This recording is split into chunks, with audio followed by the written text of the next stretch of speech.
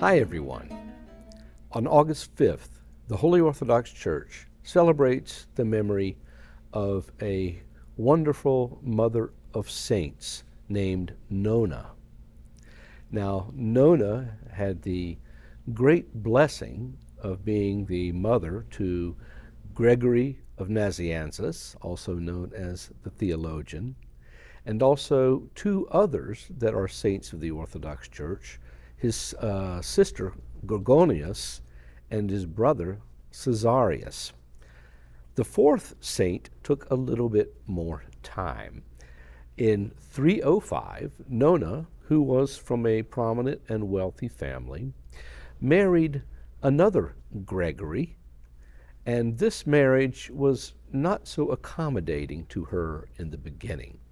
Although she was very much the devoted wife and became a very devoted mother, she felt rather irritated in the marriage because she did not have a spiritual oneness and closeness to her husband. Her husband, Gregory, also from Nazianzus, eventually was converted by her. He had a dream where he heard himself singing, "I was glad because of them that said to me, let us go into the house of the Lord," from David's Psalms. He was very perplexed about this, but also quite moved because it had a very profound impact on him. You see, Gregory had come from a Jewish or pseudo-Jewish sect that believed in one God, but denied that God was the Father. This, of course, disturbed Nonna to no end, who was a very, very devout Orthodox Christian. But however, after this dream, Nonna suggested to her husband that he really dig into it and apply it in practice. She encouraged him in this piety so that he actually had the idea of building a church himself, which he would do because, like Nonna, he was quite wealthy. After a while, he became more and more convinced of the Orthodox faith until finally, in the year 325 AD, a full 20 years after they had gotten married, the husband, Gregory, converted. Not long after, amazingly enough, he was appointed Bishop of Nazianzus.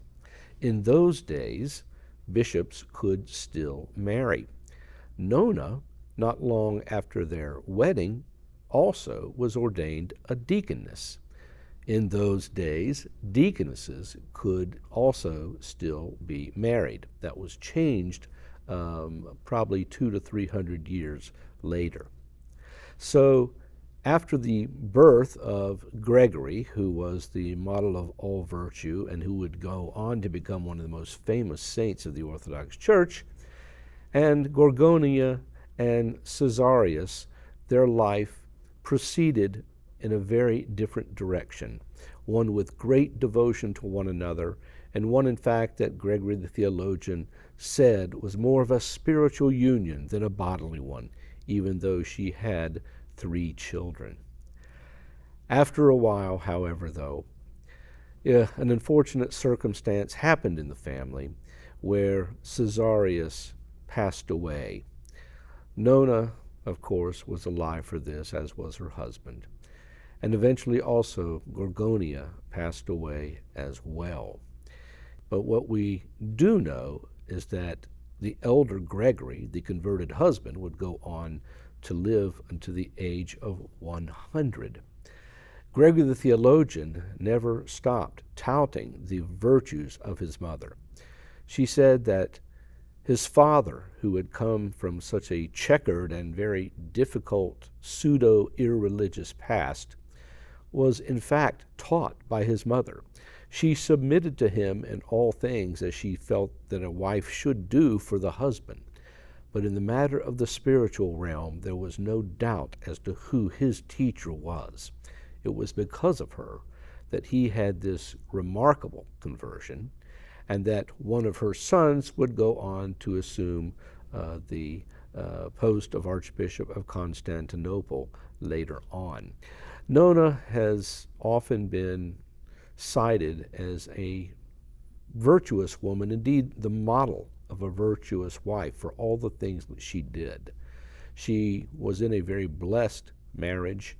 She never ceased praying for any of her children.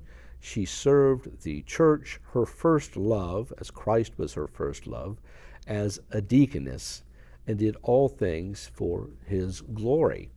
She was one whom all women and men can look to today as a model for their Christian lives. Indeed, St. Nonna no doubt intercedes for all of us today, particularly in a day and age where the very nature of Christian marriage is being questioned. By her prayers, may all of us attain to the kingdom of heaven. Bye-bye.